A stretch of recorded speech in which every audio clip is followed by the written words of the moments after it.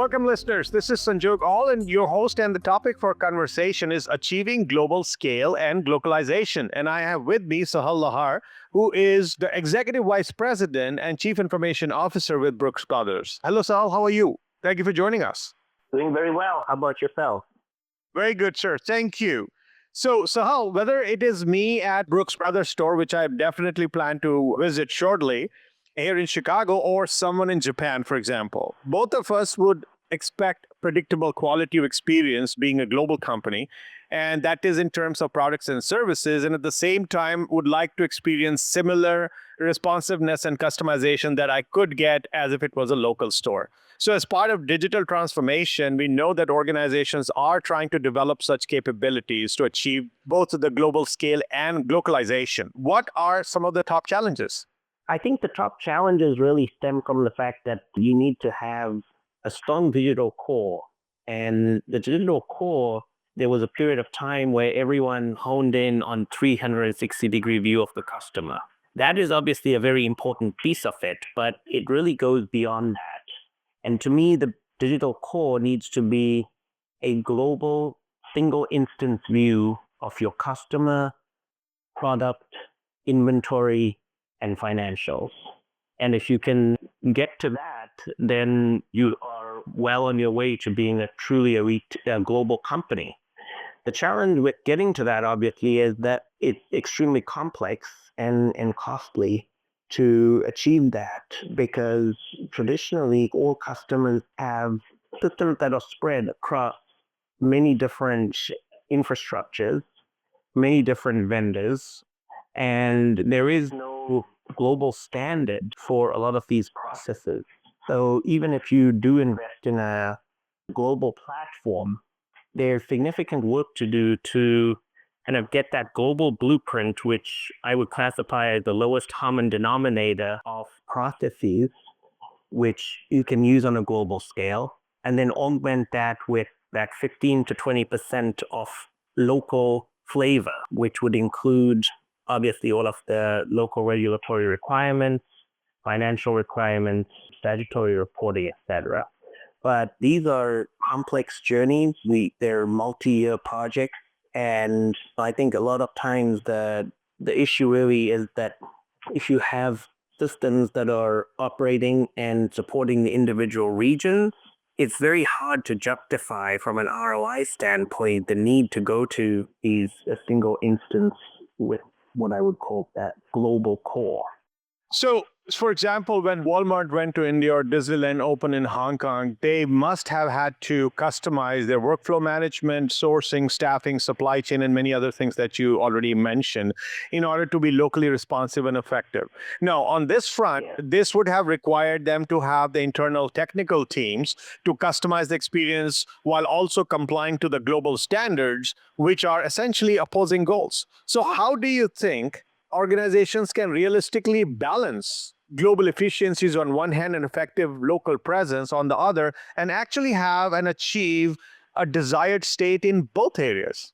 Absolutely. So I think it really starts with significant investment in business process transformation, because you really need to look at your business processes on a global basis and break them down to the level where you can get to that lowest common denominator and really have that serve as the foundation of the global footprint. And what that refers to, obviously, is the basic facets for closing books from a financial standpoint or fulfilling a customer order. Those are the same whether you're in Japan or you're in the US. And so you have to standardize on those things and focus on that and kind of that lowest common denominator. And then it's really important from a organizational standpoint and a culture standpoint to really engage with the individual region that you're talking about to understand the specifics of the go-to-market strategy for that particular country or region, as well as the specific requirements that might emerge from a financial standpoint or the statutory reporting standpoint, etc. But I think the biggest kind of lesson learned is that even though you want to get the global efficiencies here, the most important thing is that you really do invest in face-to-face, on-site period of time in that region, because you really need to understand firsthand how the customer wants to interact with the brand there. That might be slightly different to how they expect the level of service in another region or your other regions. And I think the other thing to never lose track of is that the user experience, and let's use the term users in a very broad term to include not just the customers, but also the employees and the associates. The user experience really, that all of that work has to be done in region, because it has to have obviously a consistent overall corporate branding and so on. That's easy to do. That's fine. You can do that anywhere. But ultimately, it has to really take place sitting face to face with the users in that region who can guide that design to be successful.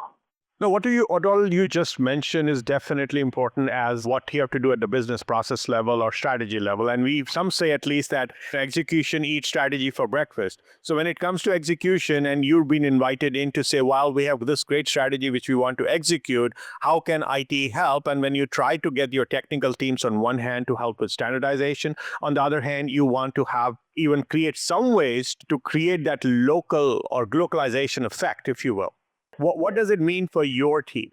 So it really requires a fundamental shift in culture and mindset from an IT organization, because you have to operate in a true shared services environment.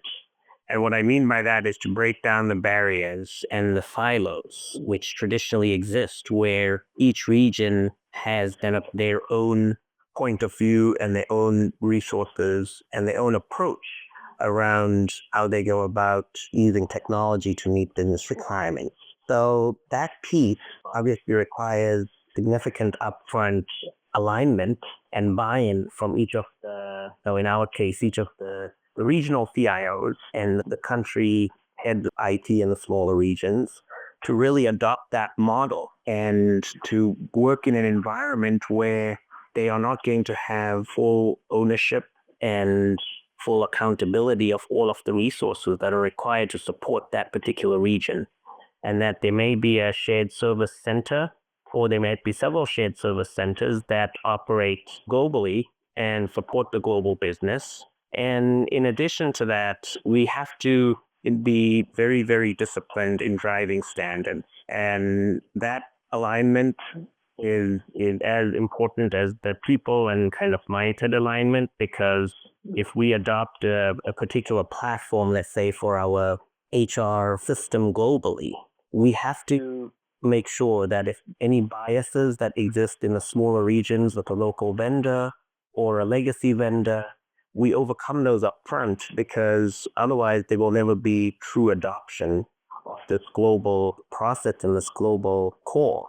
So I think it's an extremely complex process that requires significant collaboration, not just upfront, but really on an ongoing basis, to make sure that the regions, that their needs are still being met, their unique needs, because they need to know we're not just going to push a one-size-fits-all, but also they need to understand that 75-80% standardization is very important. And especially now when we talk more about cloud solutions, the cloud solutions, if you have a cloud platform for, let's say, if you go back to the HR global system, that is not going to be something where you can have drastically different configurations by country. You really need that core 75-80% functionality to be expanded. And then there will be obviously unique workflows, and there'll be unique payroll considerations and benefits considerations and so on. And those can all be configured, but the basic process for how you do talent management and performance management and succession planning and all of those. And again, what I'm emphasizing here is the process versus the package. So what you took a great example of HR. Now there are many other processes, whether it is supply chain, the sourcing, workflow management, and since you mentioned shared services, and in order for them to be predictable, I'm assuming you would essentially get into a very heavy automation mode that whatever that common denominator you need to maintain, you would want to automate the processes related to it and the workflows and the infrastructure. Now, all that you do to achieve that global scale that we are talking about. At the same time, when you're trying to customize, we say that we want to be able to give that responsiveness and the local efficiency and effectiveness. We want to be able to do that, but then what is the level of customization attainable at a local level so that on one hand, we're trying to standardize. So what is that balancing point, if you will, where we do not see the customization starting to cannibalize on the shared services you took so much time and effort to automate and put in place? Absolutely, absolutely. So I think, again, you really need that global alignment and sign off in terms of what are our core processes. What is that 75-80% lowest common denominator? And after that, we need the same level of alignment to say, and by the way, here's the 5 things that don't fit into that bucket. That could include, obviously, the experience, data privacy, because the different regions will have different data privacy regulations and requirements, and then there's financial, statutory, etc. So I think if you can get people to understand that for that core piece there's really no trade-off in adopting a global standard, because again, those processes are agnostic, but then showing that there are pieces here. And I think I really come back to, from a user standpoint, it really to me is about user experience, and then there might be some data elements that are specific to that region. There might be some different identifiers. There might be the type of loyalty program you're running, etc. So you can then enrich the core with those elements as opposed to reinvent the core for that region. I think that's the main differentiator. But I think it's very complex now. Again, when we talk about cloud and cloud hosting, in a lot of ways is virtual. And that creates, obviously, challenges from the standpoint of data privacy and data protection regulations, legacy safe harbor regulations in Europe that are now evolving into kind of a new standard for data protection of EU citizens' personally identifiable information. All of that, in some cases, has very specific requirements, such as that data cannot be stored outside of the EU. And so you're really going to have to look at your overall strategy, and it's going to be beyond just the business process level, but you also have to look at, from an execution standpoint and an operational standpoint, what does it mean and how are we going to achieve that? Are we going to have some specific servers that are resident in the EU that support those needs for let's say the clienteling information for our European customers, versus the product master and all of that, the supply chain, purchase orders, all of that, those really can be more agnostic. Let's take a quick break, listeners. We'll be back. And so when we come back, let's talk about the technology solutions which may be currently available and the way they're evolving. Are they enough to enable smart automation? The reason I use the word smart automation is, on one hand, you want to build those shared services in the manner you mentioned to be most predictable, and so that it gives you a predictable outcome. At the same time, can we even automate what is the customization that's expected in a given region, so that less of a human intervention comes in, which also, based on it, gives you the predictability and perhaps even data security that we are talking about. So, or because if you're making changes to a system, if even those changes to the system or infrastructure or processes are, if you have a possibility of doing automation on them, then frankly, what you're doing is you're reducing the risk while achieving that goal of becoming globally scalable and also achieve glocalization. So what are the challenges? Where are the technology solutions? What is left to be desired? Let's explore that when we come back. Please stay tuned, listeners, and let's talk more.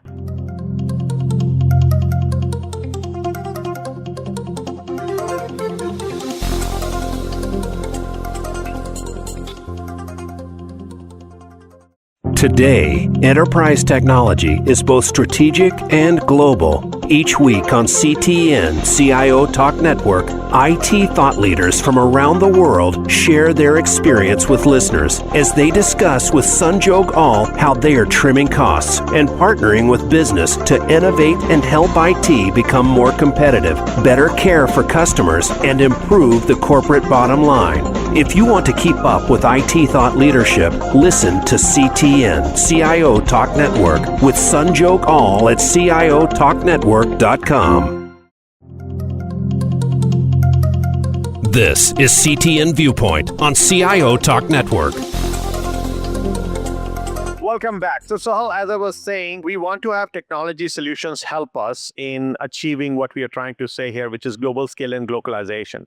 So, if we are trying to, on one hand, create shared services which require predictability, which means we have to do automation to the nth degree in order to achieve that. On the other hand, we would love to have ways by which we become intelligent or have those solutions that are available to be intelligent, that they allow us to do smart automation so that even if there is localization to be done or some local effectiveness and responsiveness to be achieved, then there are ways by which you can make that happen without having a human intervention, if you will. Is that even available as a technology solutions? Have they evolved to a level? And if not, what's left to be desired? I think there certainly are a host of solutions that fall into this bucket that have come a long way in the last 18 months or so. And I think are really now at the point where they are giving us a significant competitive advantage when implemented correctly.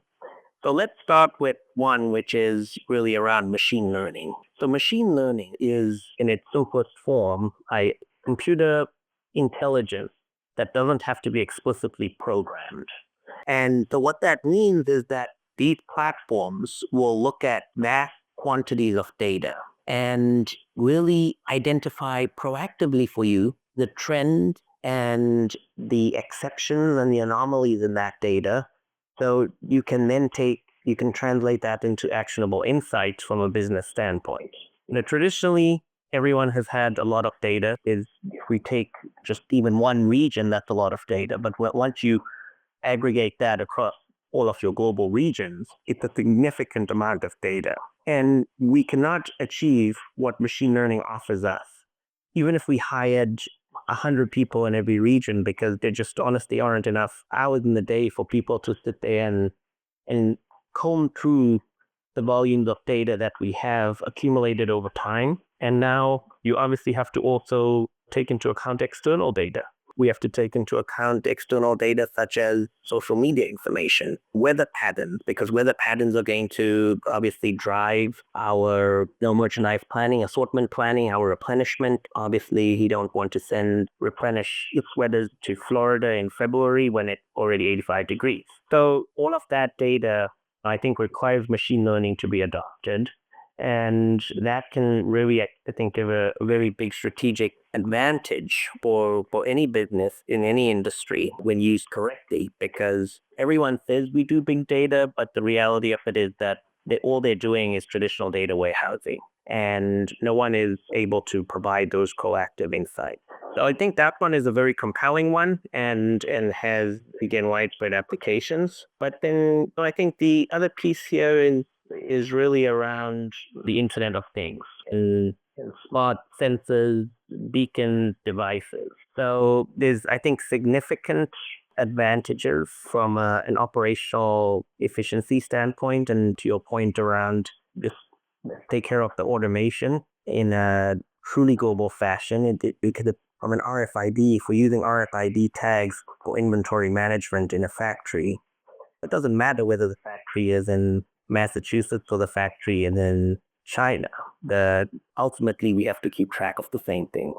And so I think this is where now you can add this level of automation that is going to give you even more efficiency and get your business to the point where some of these things that are table stakes, such as how many finished product do I have in my factory, which in the old days required a lot of effort to look around in different parts of the factory floor and at different stations and so on. Now you really can look at that real time in the dashboard. So I think IoT is going to play an increasingly larger role. RFID has been around for a little while, but now we're getting more and more sophisticated with other sensors and beacons that can enhance the customer experience. It was traditionally in retail, we've always had traffic counters, which in its simplest form was something that was at the door, and it was a sensor that as soon as you walked through it, that one person walked through. And if you went in and out 5 times, it according to that traffic sensor, the 5 people came to the store. There was no way of knowing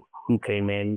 If you came in with your kids, then it said 5 people came in together, but the reality is that maybe there's only one buyer or 2 buyers in that group of 5. So now there's a lot more sophistication when we take some of the smart cameras and translate that into more sophisticated traffic management and route patterns of your store. Where are people going when they come in? Are they all going go left, or the majority of them going left? And what does that mean for how the store is set up? What does that mean for how we can get more traffic to a particular item that we're promoting, a particular display for fall sweaters now, for example? So I think all of those pieces have huge potential again, and they're still very much in the early stages. They haven't been widely implemented. We are, from a Brooks Brothers standpoint, piloting some of in a handful of stores, but they have not yet gone native. And then I think final piece that I would just highlight is bots. So bots, it really can again drive an additional level of automation and standardization globally, because they can engage with customers, they can engage with employees, and honestly, when you combine the 3 that we've talked about in some fashion, and that would be the bot, the machine learning, and some kind of sensor, then now we have an extremely compelling value proposition. Now, is there any specific gap that's left, would you say, in that kind of smart automation solution? So you mentioned about IoT and big data, that of course are a means to an end, but when you're trying to execute and the technology solutions which actually would allow you to do that smart automation, would you see there are any gaps left? I do think that there's always room for improvement, because we live in such a competitive market and a world now where customer demands and customer expectations continue to change. We continue to have higher and higher expectations around level of service and engagement and collaboration from our customers and employees, our partners, our distributors, etc. So there's definitely, I think, still gaps, because a lot of for 2 reasons. First of all, everyone hasn't adopted these, but second of all, is adoption hurdle. And what I mean by that is that if we take customer engagement as an example, and we take beacons in the store that really, when implemented correctly, can drive a significantly differentiated level of customer engagement. But the challenge is that they usually require something on the smartphone of the customer, and usually that's your branded app, which is great for your existing customers, but how do we provide that same level of engagement and that same level of automation for someone that has just walked in off the street and has never shopped at Brooks Brothers and does not have the Brooks Brothers mobile app? So I think there's still some gaps in terms of, a lot of these are, I think, very good ideas, but there's still significant hurdles that need to be overcome before they can go truly mainstream and provide you with the end-to-end type of solutions that you're looking for. Let's talk people and culture. So what type of issues do you think we need to be managing in order for us to achieve this global scale and glocalization? And let's also include the type of employees related motivation or vision that we need to offer them so that they are following this path of global scale and glocalization. Absolutely.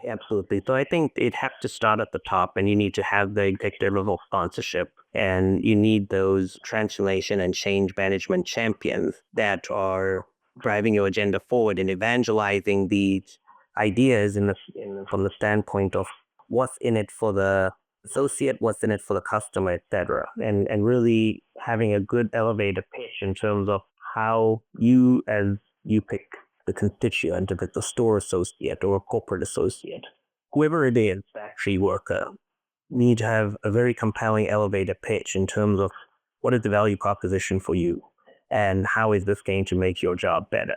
Now, obviously, this is a very delicate area, because when we talk about automation and we talk about some of these capabilities, such as machine learning, there's a high degree of resistance off the bat, because people will equate automation to replacement of human labor and replacing jobs. So you need to be very clear around why are you introducing a particular technology. And in the case of machine learning, like I said, there's no threat to existing jobs in most cases, because no one has a 500 data analyst statisticians or data scientists sitting around combing data. People don't have that capability. People may have a small organization of a handful of data scientists, but I think the value proposition has to be stated. And in that case, you talk about the fact that we can achieve the scale that we just can't even come close to today with people. In other cases, it is a little bit more complex and harder because there might be a small segment of what is now human labor that is going to be automated. And I think it's important to be very upfront with that and be very candid about what is that, what are those one or two areas, what does that mean, and how are we going to address that? Are we going to add some additional new responsibility to someone's job title so that we don't have to cut heads? Or in some cases, the reality of that is that there may be the total headcount that might be going down. When we talk about bots and when we talk about virtual personal assistants and things like that, there's absolutely a very organizational question around how do we adopt that and not have a big impact on our associates. So I would say the transparency and collaboration are key, as with any other change management exercise or activity, that we do this and we engage people early in the process rather than publicizing it when we've already figured out the solution. I think if you can bring people on the journey from the beginning or as close to the beginning as possible, it's always going to be a much better outcome. So one final question is, what kind of new skills and shift in mindset we would need in order for us to have the business and technology leadership, embrace them, and then in that, using that and leveraging it to successfully carry out such transformations? Absolutely. I think that one, to me, really comes down to the type of people that are willing to take risks, the type of people that are not just creatures of habit, that have of anxiety when introduced to a new solution or a new platform, but there's someone who is really very open-minded and can challenge the status quo and really have that level of innovation in their DNA, where they want to continuously find new ways of doing things that are better and more efficient and faster, cheaper, etc. So I think one of the things that we've done is we've created an innovation group, an innovation lab, where we have a cross-functional team with representatives from every part of the organization, and then some people that are dedicated to this function as well, that really will look at some of these new technologies and look at how can they be applied for our brand. Is there a business case or value in us adopting them? And if there is, then how do we test that in a lab type of environment, and then once it's successful there, how do we kind of graduate and roll that out to the whole chain? So I think that innovation is key, but let's not reduce the role or minimize the importance of the traditional associate skill set of people that are focused on operational excellence and keeping the lights on. Because again, you have the digital core, which is very important, that needs to be running regardless, and that's a table stakes thing. And so you're always going to need to have that piece, but this other piece is important. And I think in some environments, it's good to kind of have the bimodal IT type of application where you have a separate group and there's people that are very good at kind of the traditional pieces and keeping the lights on, and you let them focus on that. And then there are others that are maybe the group that you're building in terms of these other folks that have more of that innovation, continuous improvement mindset.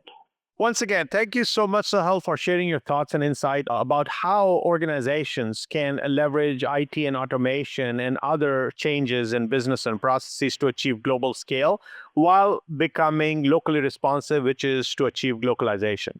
Thank you. And listeners, I invite you to find related conversations on our website at ciotalknetwork.com.